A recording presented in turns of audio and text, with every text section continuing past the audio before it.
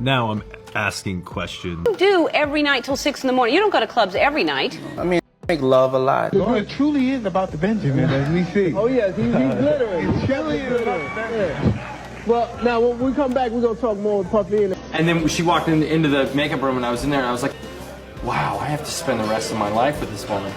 Hey Cassie, how are you? How do you feel about all the allegations with Diddy going on right now? Right here. The big K, the little K's. For all those in London that don't know what happens to the white man when he comes to a P. Diddy party, this is what happens to the white man. Puff Daddy and Ashton Kutcher have consistently praised one another over the last 20 years. Ashton has made a couple of appearances at his parties. We've seen the photos. They've resurfaced online following all the recent stuff, and looks like he was having a good time. Now, when asked about his friendship with Puff Daddy, Ashton said, I've got a lot I can't tell. This was during a Hot Ones interview back in 2019. And he was like mentally going through the stories. He's like, I'm cycling through them, can't tell that one either. Party stories, man, that was some weird memory lane thing. Well, what can't you talk about? And why? Because I would like to know, a lot of folks would like to know. He went on to call his relationship with Puff Daddy really bizarre. Apparently it all started over Punk'd. Remember when Ashton used to host that? Because apparently Puff Daddy was like, yo, you can't punk me, I don't know what to tell you. And Ashton was like, I don't know what to tell you, everybody's on the table. And apparently that was the beginning of a friendship. Literally, Ashton said, we became fast friends, we used to just hang out, watch football together. There's photos of them at games. So, so much for that like one-off friendship, right? So this isn't the first time Ashton has come under fire for his associations. The star formerly supported his That 70s Show colleague Danny Masterson during his trial. Both Ashton and his wife Mila Kunis wrote letters in support of Danny. And it wasn't until public outcry that the couple issued an apology, and they were like, oh, that was bad. And then Ashton stepped down from his role as chair of his foundation that fights against those kinds of crimes. So Ashton is actually quite concerned about getting dragged into the Puffy criminal case. Apparently, according to the sources I found today, federal investigators don't have him in their crosshairs yet. But still, I think he might be actually there. There is a source close to Ashton that's like, look, this narrative has to stop. He has nothing to do with this. Zero knowledge of these activities. He just like attended like a party 20 years ago, just like everybody else. Well, is it you two are like really close friends and buddy-buddy and did everything together? Or you just went to one party like everybody else? Ashton is terrified that Puff Daddy might run to the feds with false allegations just to weasel his way out of jail time. But like, what false allegations? What are you worried about? Federal prosecutors said they've been looking at charging more people involved in all these alleged crimes when they announced this indictment.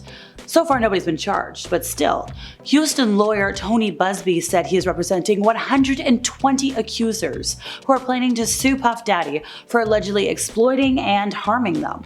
He's also revealed during a press conference that Puffy had a long list of accomplices, some of which are celebrities with household names. Now, if we're going to consult public relations managers, one, Maya Riaz, said public figures who are connected but maybe not guilty should be trying to distance themselves from scandal.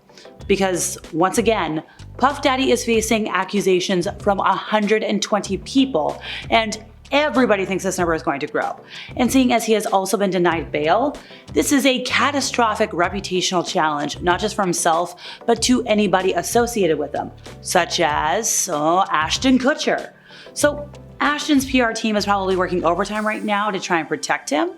So let's say, I don't know, that might be why he's keeping his mouth shut. But also, why are you worried? What do you know? Granted, PR experts are like, look, distance yourself from the story, which, hey, sorry, that's gonna be difficult. There's literally photos of you at like so many events with this guy that like, hey Ashton, you might wanna make a comment. But hey, sure, he's kind of acting like nothing's wrong in the public eye. He went ahead with like a big public appearance at a tech thing last month, so like, go Ashton, make your coin. Now with Puff Daddy's recent arrest causing quite the stir, I don't know, I think Ashton might be feeling uneasy about his connections. And sure, yes, Puff Daddy has pled not guilty, but like, just because you pled it doesn't mean it's true. Now, yes, I know, Ashton hasn't made any public comments about the legal troubles, but he's probably privately wrestling with his concerns. Puff Daddy could say anything. He'll do anything. He could probably turn on anybody to get out of jail. Now, according to a source close to Ashton, he absolutely regrets his friendship with Puffy considering what has happened. He feels lied to, betrayed, taken for granted, and manipulated. But like, how did you not know what was going on? So, sorry to bring Mila Kunis back into this, but apparently Ashton and Mila are actually like thinking about moving away from Hollywood to build a new life in Europe. And I don't know about you folks, but I'm seeing a bit of a red flag here. Now, apparently it's because Ashton's just so exasperated that once again he's being dragged through the mud because of his past associations. Because, well, who you hang out with kind of says a lot about you, pal.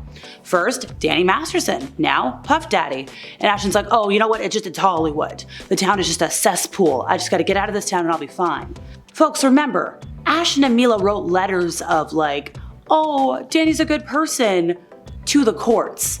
They weren't just like, oh yeah, he's our weird friend. They're like, no, this is a good guy. And it wasn't until there was like massive backlash online that they apologized via Instagram and Ashton stepped down from his foundation. And Ashton and Mila, by the way, the whole moving to Europe thing, could be very true. I think they spent their entire summer in Europe this year. They took their offspring to night 2 of Taylor's Eras Tour in Wembley Stadium. Apparently they had such a great time in Europe that, hey, the idea of moving there might be at the top of their list according to insiders. They think it might be a great place to live, raise their family, it might be a more grounded lifestyle. But here's the thing. They kind of have a little bit of a problem with moving abroad because, well, a lot of their business interests are in the US. So I don't know if they can run all of those from Europe. Now look, the couple has made business investments in California, so hey, apparently, possibly, Ashton has his sights set on somewhere else that they could call home, Northern California. Why? Because he loves to be around all the tech entrepreneurs. And once again, it could be like a more normal life for their family.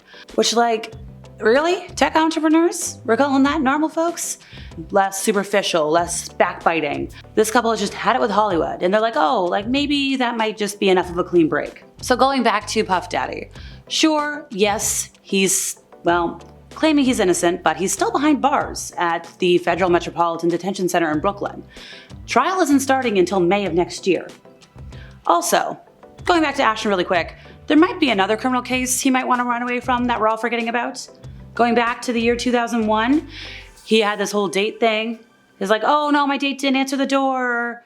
Maybe, you know, oh, you spilled something there. I'm gonna go make sure that you're fine. Turns out it wasn't like, you know, liquid. It was human redness. He was supposed to take Ashley Eller into a Grammys after party. Somebody found her body the next day with 47 wounds. The person who was convicted of taking her life, Michael Garguglio, was sentenced to the end of his life in 2021 for the loss of her life and that of his neighbor Maria Bruno.